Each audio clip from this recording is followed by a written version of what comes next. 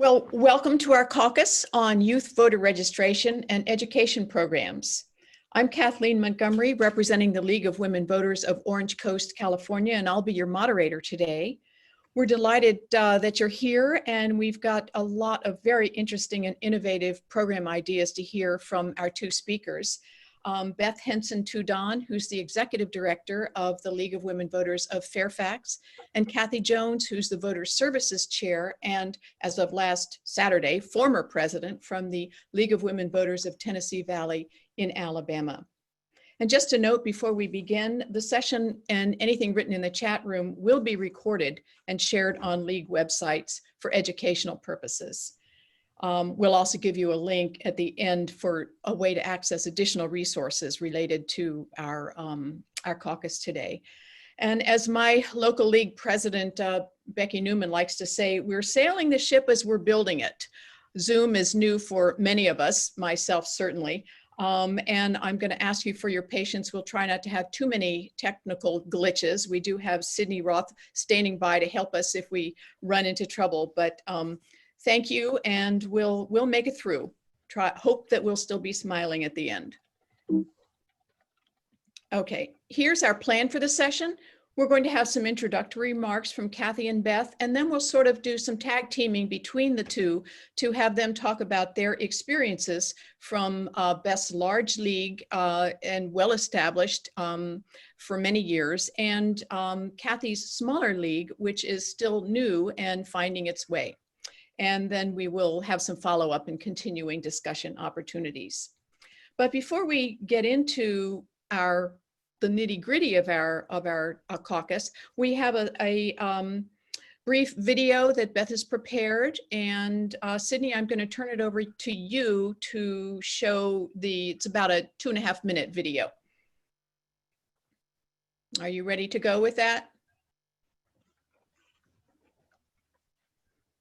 We had our second annual voter registration drive with the League of Women Voters of Fairfax County. We bring students into the classrooms and they get to interact with representatives from the League of Women Voters to register to vote and to get a little bit better understanding of what's going on in the political process. I mean, I never realized how important voting was. I never realized each and every vote really does count. We want to make sure it's across the board, equal across the board. So they heard both, your teachers both count, your vote count. So that way you need to make sure that, like, you come to school to get educated, you need to be educated on who's running for different offices, the candidates are, because they're going to be making decisions for you. We try to get them to think about what their opinions are and what issues might matter. So we sent a survey in advance, and it had one, and it was just about 15 issues or so. I was taking control, like doing something for the community, giving everyone my voice. When we have discussions with the students, for them to bring out their opinions, and they don't have to agree with ours or with each other, but to realize that their vote, that's really what counts. We kind of take them through the process of those struggles to vote. Trace a particular suffrage movement, either women's suffrage, African American, Native American groups, immigrants, so they can kind of see those struggles and, you know, what really is behind the reason that it's so important to vote. I thought it was a harder process. I thought it was a much longer process. It literally took me 3 minutes, and I thought it was like so much longer, so much longer. My students that will come back to visit me, they'll come in and they get so excited and they say, Mrs. Stewart, I voted, and you know, it felt really cool, and I didn't realize, you know, all this stuff was going on. And so that's where you can see it. Sometimes it may not be immediately inside the classroom, but when you follow that progression over the years, the kids will come back and they thank you, and they really get amped about it. Vote. You need to vote. Everyone has a voice. They need to vote. It's very important.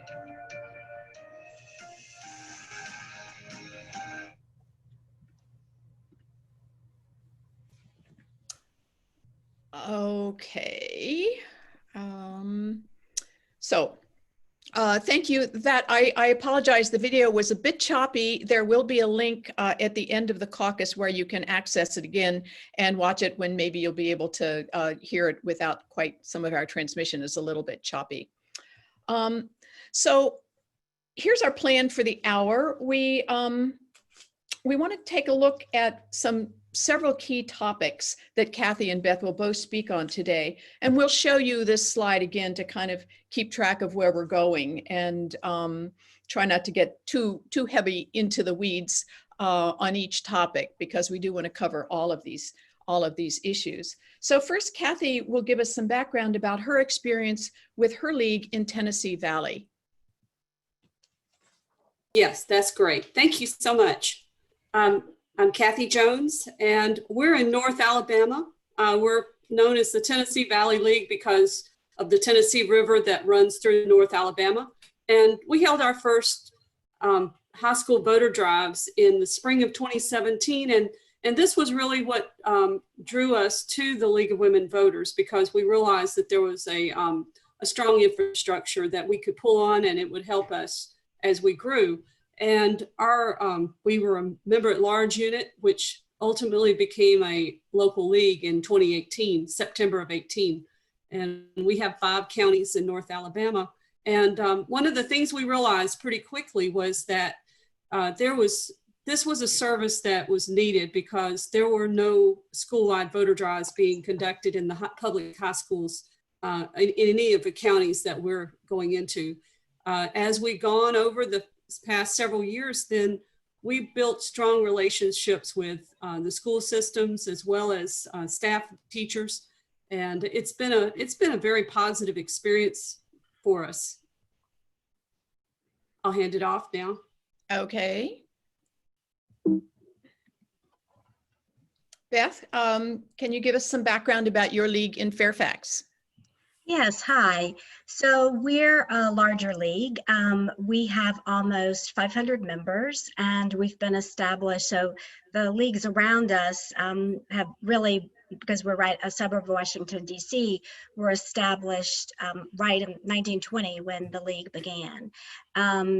So our league, we as suburbs, people moved out to the suburbs. Our league was established in 1948, but we have many members who have been leaguers over 50 years. It's amazing to hear them talk and share just information with each other. But when we started the high school program, one reason that we were able to hit the ground running so fast was that all of their work, all their advocacy, the trust and goodwill that they had built over the decades just really paved the way for us. Next slide. Okay, let's get into some of the nitty-gritty of Kathy and Beth's work, and I'll put the slide back up with the key topics just so you can let you know. We'll try to follow this basic order as best we can. So to begin, of course, the best design programs in the world will go nowhere if you can't get access in the first place. So I thought it would be helpful to hear about some of the challenges and pushbacks that you've encountered and how you've dealt with them. And sort of going along with that is, did you need any special permissions, and what allies and partners did you work with to make it all happen? Kathy, can you talk to this first, please? Yes. So when we started, I was actually, my daughter was in high school, and I was in the PTSA as vice president of programs. And that right there provided me a way to overcome the barrier of getting into the schools initially. I knew some other mothers who had contacts with the schools that we were getting into. And so the first year we went to 3 high schools, and we, after we finished and were successful with several hundred voter registrations that spring, we were able to go back in the following year by tying what we were doing to what their school curriculum was. And we quickly realized that we have to go in and understand each school and be flexible, and don't be afraid to push back if the school's really kind of not offering you a way to reach into an adequate number of students. You want to try to reach the seniors that are the 12th graders that need assistance. And if you do it respectfully, it helps you overcome some of the barriers sometimes, just to point out that they need to make it an opportunity provided to more students. And also going in and trying to find unique opportunities to collaborate with the schools helps out a lot. We had one of our volunteers that worked with the county school system to do a competition across the schools. And then just last fall, we did a mock election across 2 different school systems. And when we did that, the high school superintendents and the principals, they really wanted this. And so they were, working with us to find dates that were where we could try to schedule it over a short period of time. And one thing that really has been consistently so critical is for us to stay nonpartisan and transparent so that they know we're not coming in to try to, shape the way their students vote. We're just there to get them registered. Can you speak to the allies and partners? You said a little bit about it. Would you want to add some more about that, Kathy? Yes, and then Beth has additional information on this as well. But one of the things that the first line of entry into a school we found typically is the guidance counselors, and then the principals were another good avenue. When you start, it's useful to start making sure the entire school system understands what you're trying to do. And then when they give you the go-ahead, then you go back and go into the front offices of the school and work the scheduling with the schools to get in. We've had a lot of we've had strong advocates in radio and television helping us get the word out about what we're trying to do. Public radio has been a big proponent. And through social media, we're getting a lot of the general public recognizes what we're doing. And we've even had high school seniors who later on will say, I got registered by the League of Women Voters. And that's becoming word of mouth. They're starting to understand that the League is in the community, and that's what we do. Kathy, excuse me, Beth, do you want to speak to any of the barriers that you encountered, or do you want to move right to talk about your allies and partners? Yes, well, I'll explain this. So thank you, Kathleen and Kathy. So what happened, I've been a member for about 15 years, but I was asked to interview for being executive director of our local league a few years ago. And when I started, I asked, our league does so many wonderful things and has for decades. But I said, wait, do we do high school registration? And we were told, no, the Office of Elections does, we don't need to. And I thought, well, that's disappointing, but there's so much to do, fine. And then that summer, my oldest son graduated from high school, and he was just in the kitchen one day, and I said, wait, are you registered to vote? And he said, no. And I said, wait, didn't someone from the high school, the Office of Elections come? And he said no. And I thought, well, he's missed a lot of memos. He had senioritis from, way back.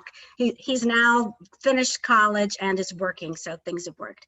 But anyway, so I started talking to other kids who I knew would have, definitely been paying attention to that. And one student said, oh, well, my teacher said, Google it.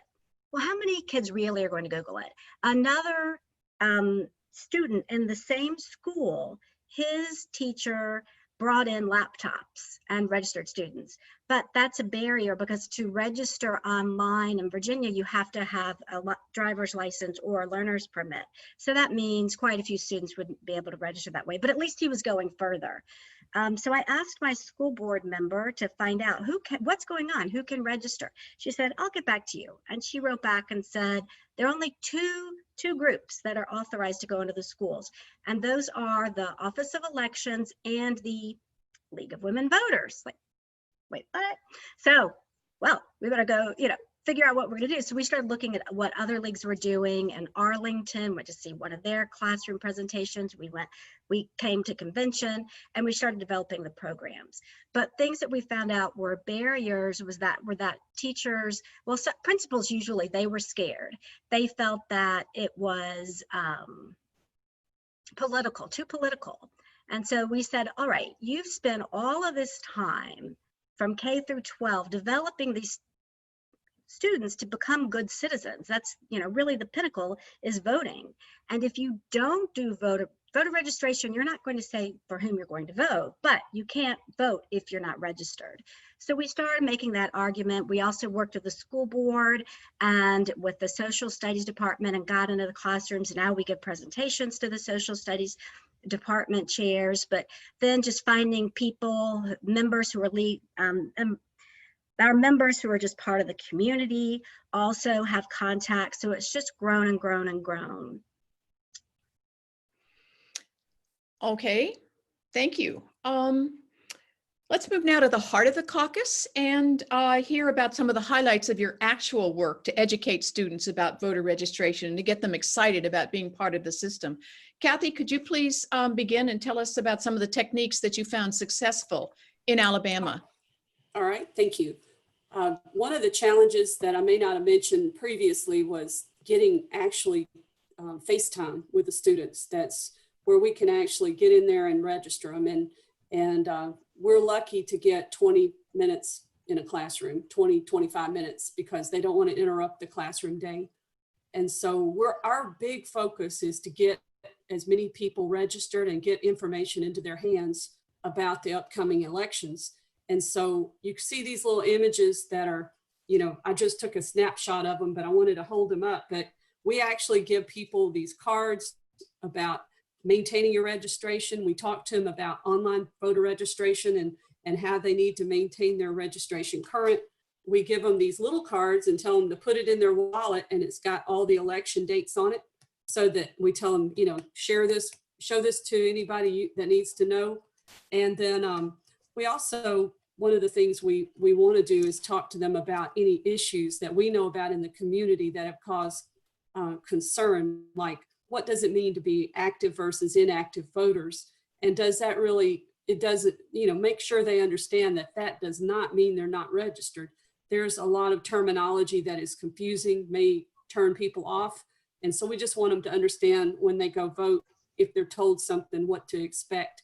And also we give them our phone number. So if they ever have questions, if they want to check their registration, they can get back with us. For the mock elections we had this past fall, that you can see a photograph, we actually had the elections manager for Madison County. We provided some ballot items that were selected by the teachers and students. And then the students that we've registered, we took ballots from over 1,500 high school seniors across the Madison County and the Huntsville City school systems. And they marked their ballots. And then they actually had the experience of checking in through the whole process for voting.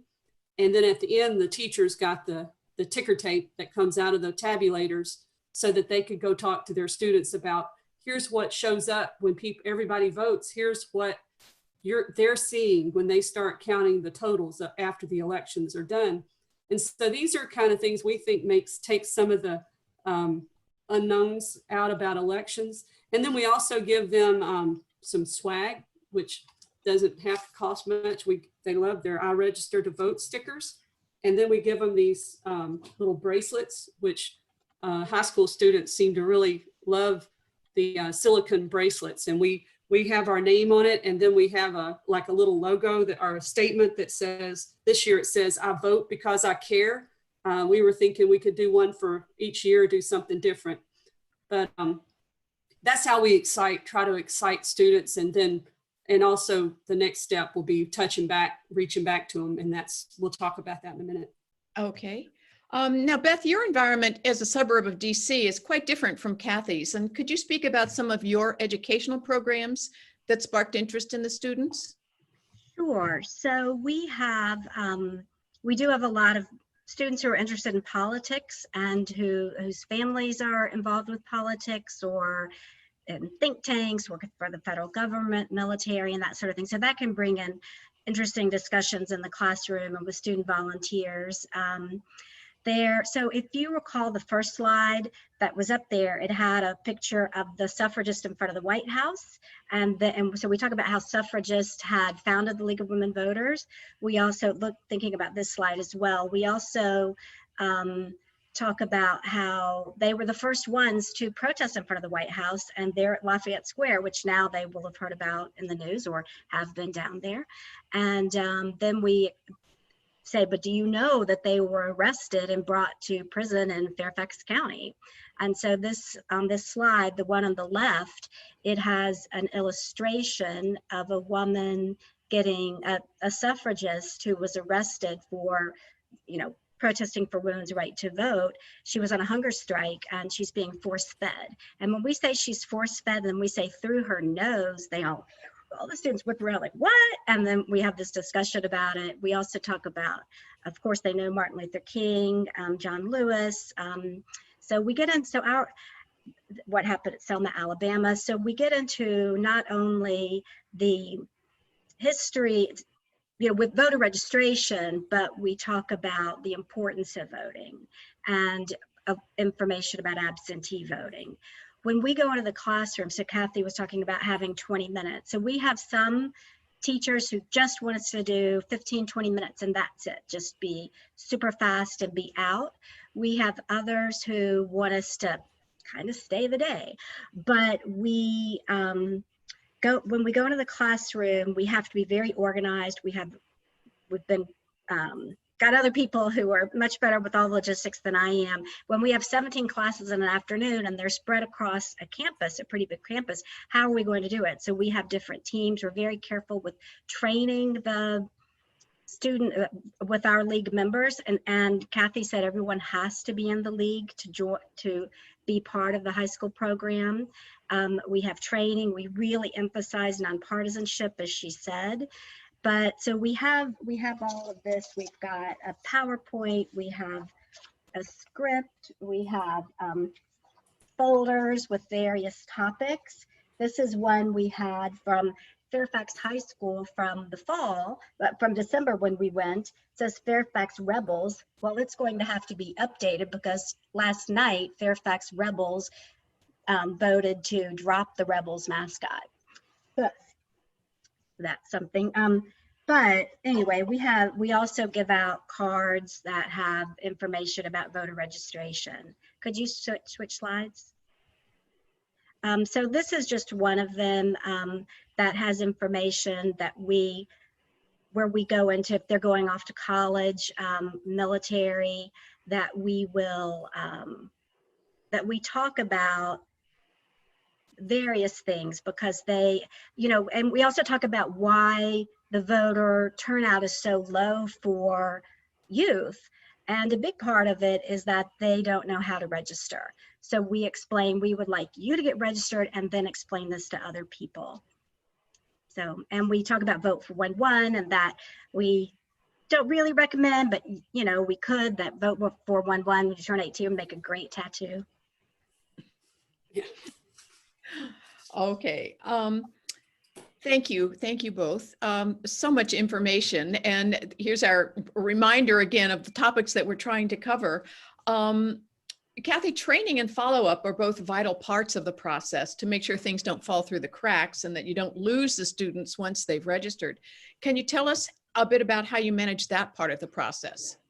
All right, there's a couple of aspects of it that we've been focusing on, and we also we've gotten 2 youth voter registration grants through the National League, and one of the things that they asked us to do is to develop a way to reach back and make contact with students.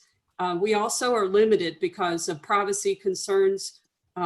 We can't copy information off of the registration forms. So we created this self-addressed postcard. And what we've asked the students to do is, if we provide this as a service, we mail it to them, and then on their birthday, and say happy new voter. And I'd be glad to share any of these. We've got a suggestion afterwards on how we can maybe try to share stuff. And the thing that we have in Alabama, and I know it's in several other states as well, is one of the ways that people get taken off the rolls is if they don't pull their, if they don't respond to the mailings from the Secretary of State's office. Yeah. So this kind of gives them a way, we really reiterate that they need to be looking at their snail mail, not always their text or emails. And so we give them this card, which has, again, contact information. And you can see we got a return, we get a few. It's interesting. We've only gotten a few returned postcards. And the nice thing is that they've given us their cell phone so we can reach back to them and say, hey, did you know your postcard didn't make it to us? And then they can ask us if they think there's a problem, then we can, if they'd like us to, we can help them find it. The other thing is we give election text alerts, and we use the system MobileMix, and we can organize that by zip code. So it helps us, and we promise that we maintain that database ourselves. We don't tie their names and phone numbers in any kind of database system. So that's how we follow up with the voters. And that's part of your question. I have on the next slide, I can address the training. Some training. Beth, do you want to say anything about follow-up, or shall I go Yes, on? if I could. So with the, Yes. so we also have developed a pledge card. We have received the LWVUS Youth Grant, voter registration grant for the past few years, and part of that requires following up with students. And so we use the students that we've registered. So we use social media and such, and we have accounts on Facebook, Twitter, Snapchat and such, but we don't expect everyone to be following us. So we also have developed a pledge card, and we looked very carefully because we said, okay, the kids are 17, you can register in Virginia if you're 17, and you can vote also at 17 in many cases. So we thought, well, how are we going to safeguard their information? So we looked very carefully at that. We also developed, and so it's an optional opt-in for the kids to fill out the postcard. They're pledging to vote, and also they have another box where they're checking that they would like us to send us information. And so with that, we do send them text. We looked very carefully, did a lot of research on texting to make, for cybersecurity reasons, we didn't want anyone to be selling the kids' information. We also were very careful with various things with our voter registration forms, because Virginia requires the entire social security number. That's a different issue. Anyway, but we do send that out. We send text and we send out email before elections for via constant contact as well. So Kathy, you have a slide on training. Can you speak about training both for students and for your volunteers? Okay, so as I mentioned earlier, the only volunteers we use for our voter drives are members. And so that has been a big tool for us to grow as a league. It's really a fun activity where most of our members in the last few years is just, they join because they really want to get involved in voter registration activities, especially going into the high schools. We do have to do some training with them to make sure they understand the whole voter registration process. Alabama has a set of, and I was just going to show you, we got our ID requirements, which, we need to understand that. And we try to make sure that the students know that they need to have valid ID. There's a lot of other information on these cards. We keep it strictly partisan, and that's something, part of our training is to make sure folks know that you can't make lighthearted jokes or give advice to people on who to vote for and things like that. One thing we do is we have a spreadsheet where we keep track of voter registration, how many and where and who are our volunteers. And you can see that little graphic in the corner. We keep track as far as from year to year, how many people we're registering at each school. And if you could read that chart, which I apologize for being so small, the last column, the mock election was the key to getting into one of the high schools, because before that they had not let us into the high school. And but they wanted to be able to get the ballot and practice voting. So it's kind of an evolutionary process, and we grow as we expand our voter drives. It seems to work like that. Thank you. Beth, I know that you have used a lot of student volunteers. So can you speak to that a bit, please? Yes, and if I could also speak about training. Yeah. So as Kathy said, we really emphasize nonpartisanship. We've this program has really been a great driver for us for membership and for people to just jump right involved into the program. With quite a few people who have joined are either current teachers or retired teachers from our school system. And two of our leaders actually are retired, Alice and Pat, so shout out to them. They were the K through 12, both English language arts coordinator and social studies coordinator for the school system. So they're very well connected within our school system and also within the state. So they have helped, and really they've created a training program where our members come in a few times a year and train for the program, and they're very prescriptive about how they do it. So that's been really good. They've also really helped us develop the curriculum and to divide it up so that we have our short voter registration presentation. Then we have, the longer ones with history, the absentee voting, kind of depending on the time of year and how long teachers want us to be in there. So, okay, so for student volunteers, so students in Fairfax County public schools, like most places, need volunteer hours. Some are particularly interested in politics, voter registration, government. Others just need hours. So we have various things. So from these pictures, you can see that we have candidate forums. So the ones in the middle with the League of Women Voters, that's a tablecloth that some of our members have quilted. So they were there to volunteer for a candidate forum. In the lower right, those students were moderators at a forum for U.S. congressional candidates. Others are volunteers at our office or at school who've coordinated to have a voter registration drive, say in the lunchroom. So we have some social media exercises that we work with the students when they come to our office. We also start out, really, they'll highlight about 50 voter registration forms each because we take those into the classroom. And with those, and they have fun just kind of chatting, it's a good icebreaker. And then we'll ask them, hey, did you highlight that, which political party to join? And they say, wait, I was supposed to do that, where's that? And finally someone says, wait, no, that's not on here. And they're right. But it just serves as a way for them to learn more about voter registration. It gives us time, because we spend about 5 hours each time with them, to really go into depth about voter registration, voting absentee, so that they can share it. And they say, why did we learn this in school?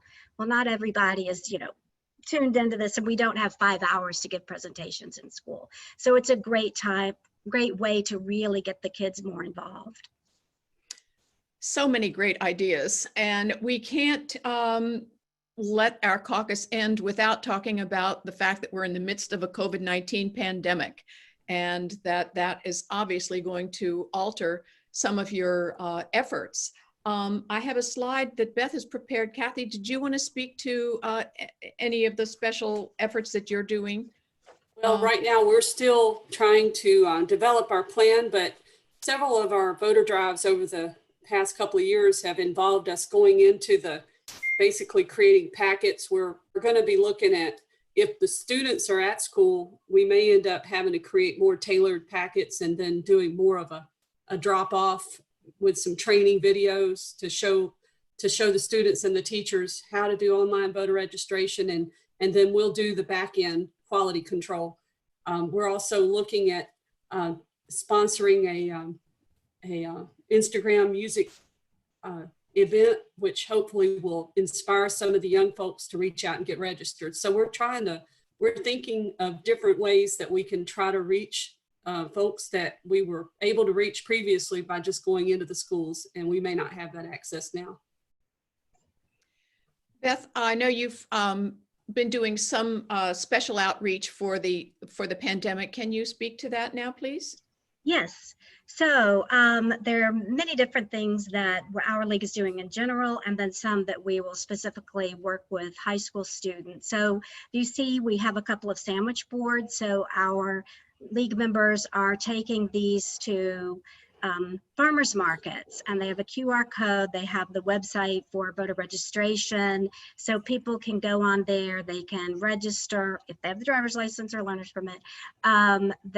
But if they are already registered, they can go on and apply for an absentee ballot and find out more information, you know, about upcoming elections. We also talk about Vote for One, but we can't hand out anything on paper at farmers markets or anywhere else right now. So we're trying to decide. So we'll probably do something like this for high schools, that we'll take those around to various high schools. We also have talked about in the classroom, and it's not, our school system just came out with that some students for high school, that there's an option that some can just do online education in general, and others will go to school a couple of days a week. So for the ones that are going a couple of days a week, we would take the paper forms, this is what we're thinking, paper forms into the classroom. We would imagine we're not going to be invited into the classroom. They're really not, we won't be able to do our wonderful lunchroom program, but because they're not going to be going to lunchroom, you know, we're in a crazy time. So instead we would send in the paper and leave them for the teacher. We would have the presentation, the PowerPoint presentation that the teacher could show. We'll send the script. We also are putting a recording on it so that they can listen. We're also, if you see on the lower left of the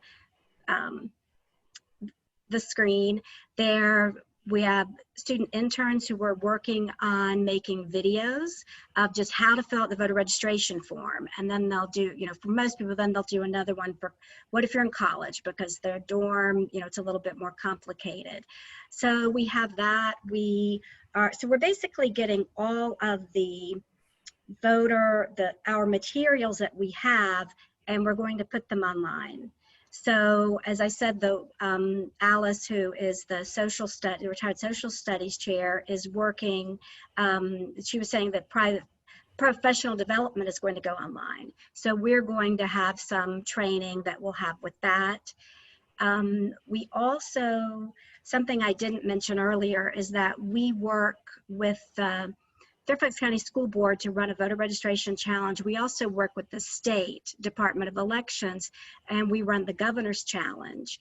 We'll add the State Department of Education because one of our members just ran, and well, in another part of the state, and by becoming in the state General Assembly she won by 40 votes, but she managed to pass requiring every school to offer the opportunity of high school voter registration in Virginia. So everyone, you're not required to register, but required to offer that. So now we're working to develop the curriculum to offer to the state for their schools to use statewide.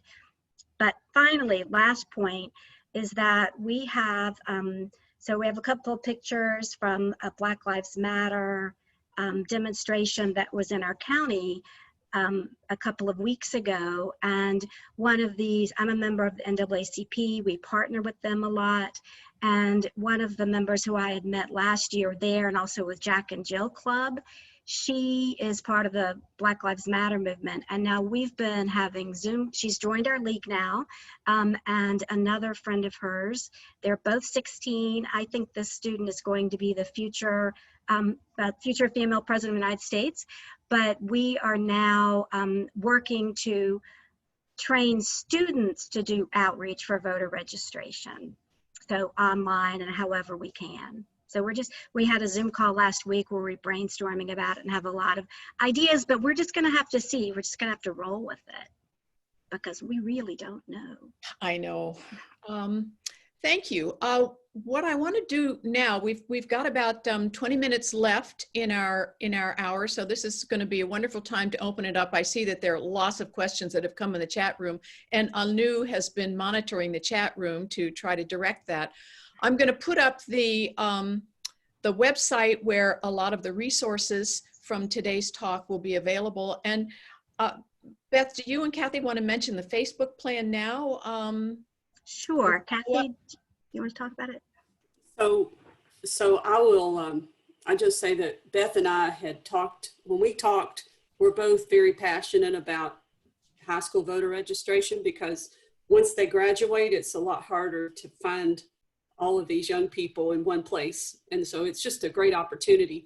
And so the more we talked getting ready for this presentation, we started to think, well, wouldn't it be nice to have a place where people, league members and leaders could get together and share ideas and resources on ways that we could do high school voter registration, and not just high school, but college and youth voter registration.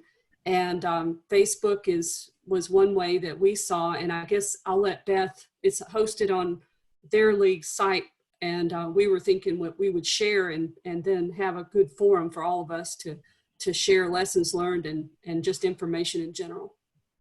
Right. So we both were in Chicago at the LWVS convention, so 2 years ago, and went to some of the sessions, and we were very inspired, but also we wanted more, and we wanted to have more discussion with people, because so many people have fabulous ideas, from Alaska to, I've seen Auburn, Alabama, and Milwaukee. I've just seen something here about Pittsburgh. Just so many people have great ideas, and the more we can learn from each other, the better. So we thought, well, how can we continue? And we asked LWVS, could you host the Facebook page or something? And they said, well, we're looking at, doing something with the new media, but we don't know yet. So Kathy and I said, well, let's just create it on our own. So we'll do it.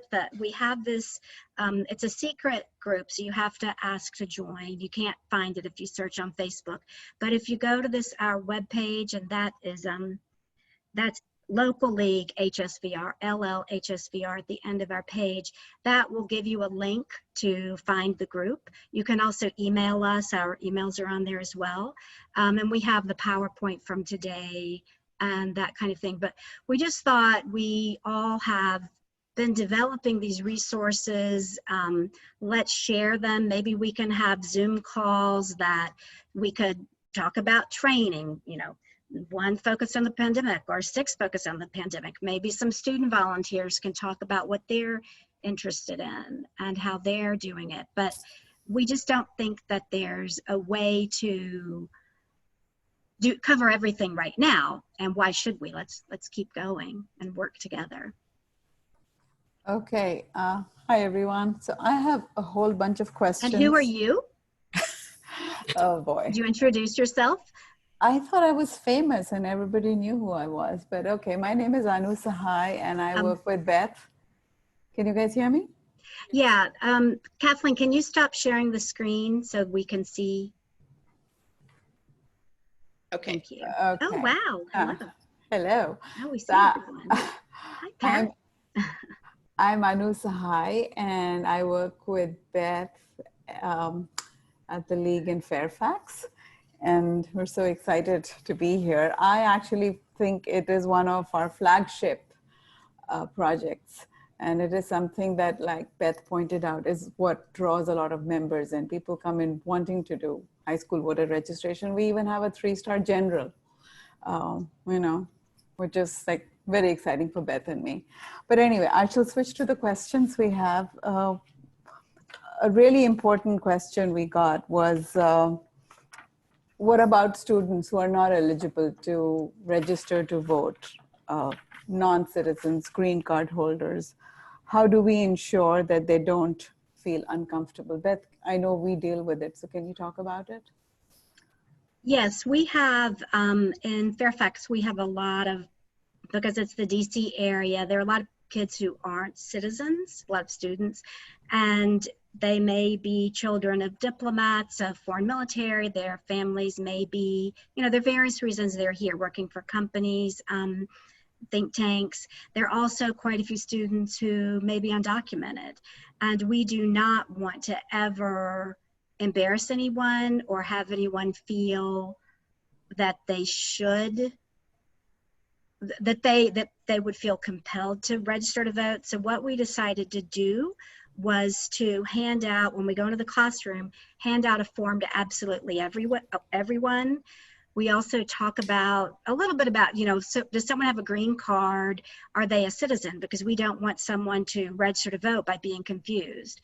So we really go through all of that. We also say, military, maybe your family's in the military and they're registered in another state. So in that case, talk to your family, go to vote411.org, and look up the voter registration requirements and see about registering there. So we want to encourage the students to register, but we don't want to make them feel pressure that they've got to fill out the form. Also, one disadvantage, but sort of advantage, is that Virginia requires the entire Social Security number, which kids don't know. So if they don't have it with them, that's kind of an out. We did have a teacher who started to write the names on the board of the students who had not returned, who didn't give us their voter registration forms. And we, I think that was what Pat said, don't do that, because people have different reasons why they may be Jehovah's Witnesses. So we don't want to ever have anyone feel that. But we say keep the form, save it for when you become a citizen. Okay, thank you, Beth. This next question, it's for you, Kathy. You mentioned swag and texting using MoboMix. So there was a question about what is the price of using MoboMix? I think that was the name of the texting platform you use. And how much do you spend on your swag, the bracelets and stickers you mentioned? So the bracelets were, you can find companies online that do really cheap. There's some that are a whole lot cheaper than others. We got several hundred of them for less than a couple of $100. I can get you the exact price for the ones we got, and I can share that on our Facebook. And as far as MoboMix, that we went back and forth trying to determine what was the best option for us to use for texting, because until you get into a system, you don't know whether it's really going to be the best match for you.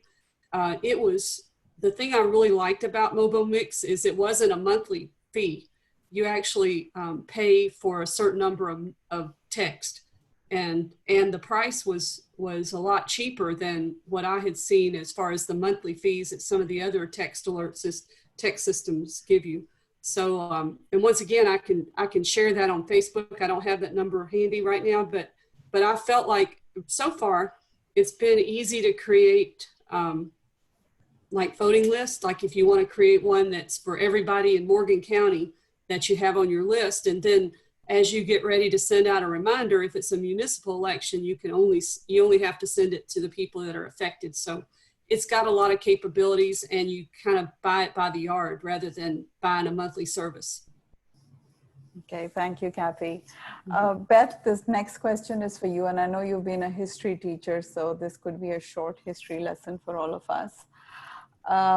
The question is, how did League of Women Voters Virginia become one of the 2 groups authorized to go into schools? Like, what made us so special? I think it was the reputation of the League of Women Voters.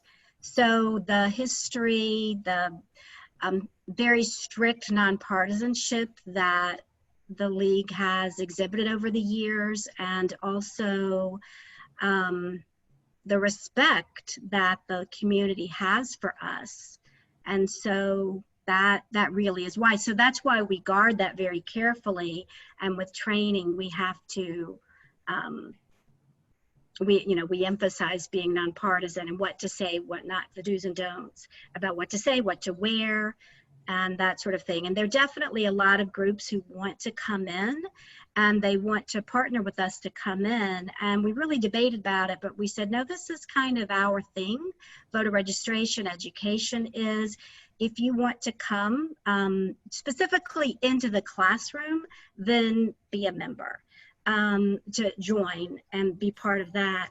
But we do partner with them with candidate forums and with other ways that they can help, but it's just not specifically the high school program. We actually work with the governor's office. The state does to run the governor's challenge. And so on the State League website, you'll find a link where it has almost 500 schools, all the schools in Virginia, to register to vote that way. And we have that in Fairfax County where we run it for the school board. And it has a unique link to each high school. And then we add them up, plus we add up the numbers in the classrooms. And the ones who are over 50% or 65%, depending on the category, are recognized. And then you have a big winner as well. Okay, thank you. Kathy, quick question for you. No, actually that was for Fairfax, but I can ask Kathy this question. Do you ever get asked while you're voting, while you're registering students to vote, who the students should vote for? Do they ask you for your political views? Or do they ask you why they should even vote? Because I have seen in classrooms myself, students saying, why should I vote? My vote doesn't even count. So could you speak to that a little bit, Kathy? Yes, we get asked both of those questions.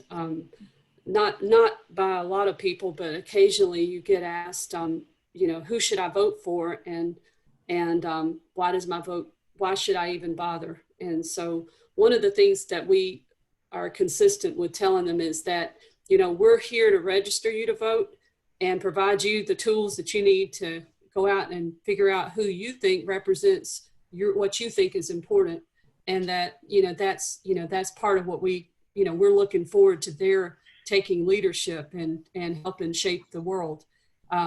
As far as why they should vote, one thing we tell them is if you don't get registered in Alabama, you don't have the option of voting if you decided you did want to vote. And that we feel like it's if you give up your right to vote, then you've given up your voice and you have no say so in what's happening in this state or in the country.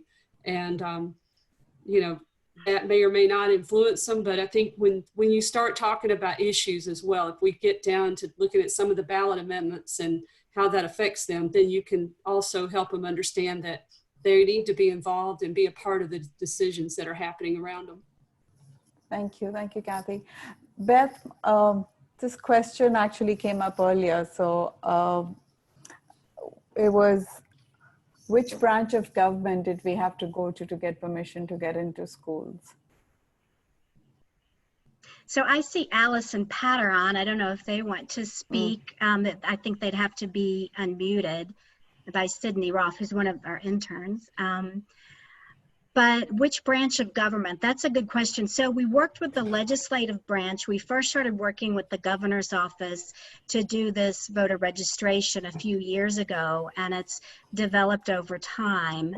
As far as, and with that, and so with the governor's office, so executive branch, we work with the State Board of Elections, and now we're working with the we'll be working with the Virginia Department of Education too to develop this curriculum.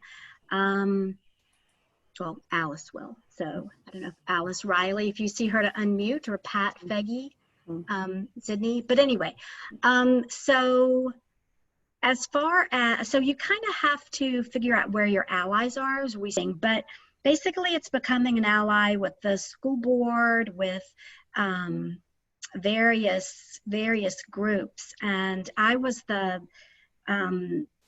I'd been involved with the PTAs for a long time and ended up being council president. So for all the county council of the PTAs, that's a great ally to have. And so now they're co-sponsors with us of the Fairfax County's School Board Voter Registration Challenge. Okay, Kathy, you had mentioned that when you go into schools, you get some pushback and then you push back. So the question was, how did you push back?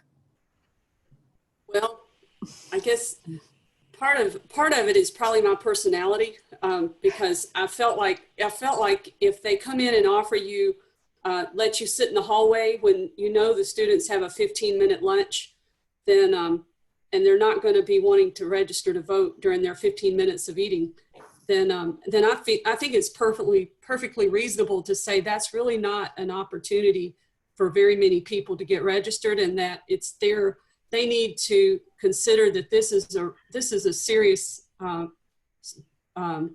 service that's being provided to their students, and that they need to give us an opportunity where students that are eligible to register can get registered.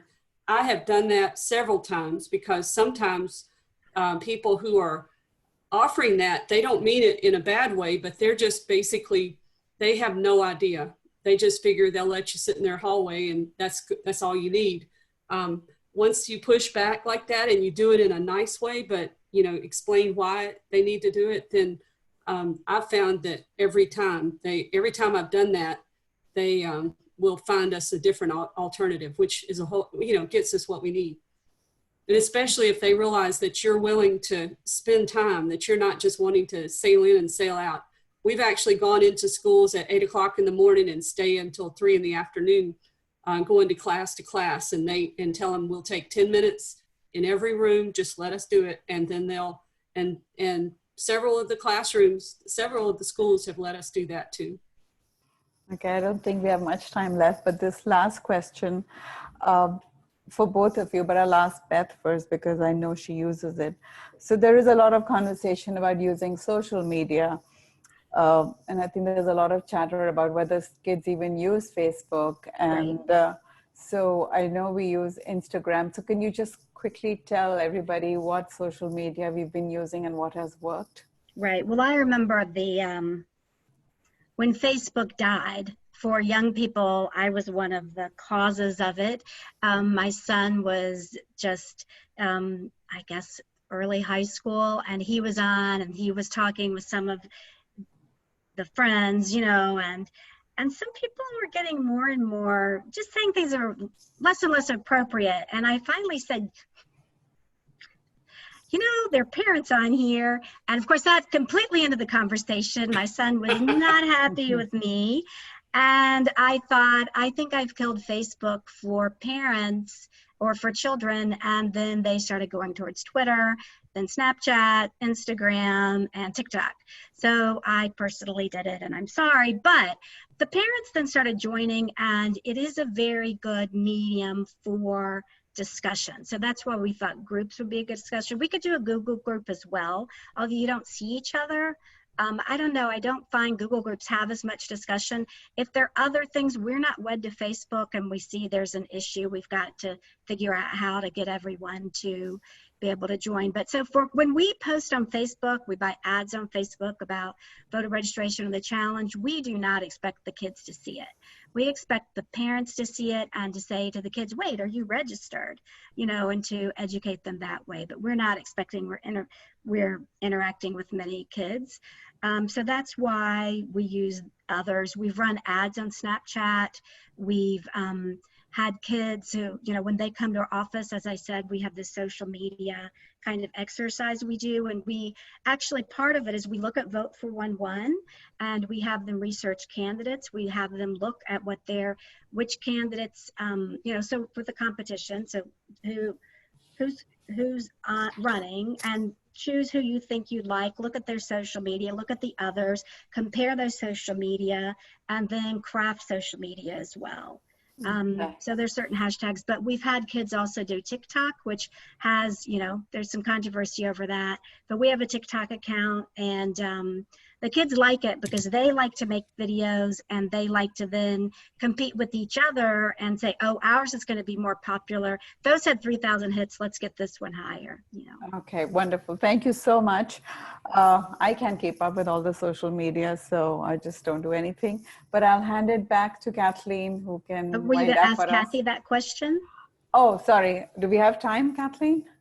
Yes, we have another minute or two. Okay, go ahead. I was just going to say on our postcards, self-addressed stamp postcards, that we asked them what was their preferred social media. And for the ones that replied, we asked like Facebook, Snapchat, or Instagram. I would say that Instagram and Snapchat were by far the ones that our high school students actually identified as using. A few of them use Facebook, but not very many. Well, I just want to thank everyone for coming. I learned so much. I'm full of excitement about how we can take this back to our local community, and I hope that many of you have come away with the same level of enthusiasm. And I thank you so much to Kathy and Beth, and also to Anu for all of the input and handling everything so well. And again, the website that was up on the last slide is where you can go and get more information. And thank you again for coming. Thank you. Thank you, everyone. Thank you, everybody.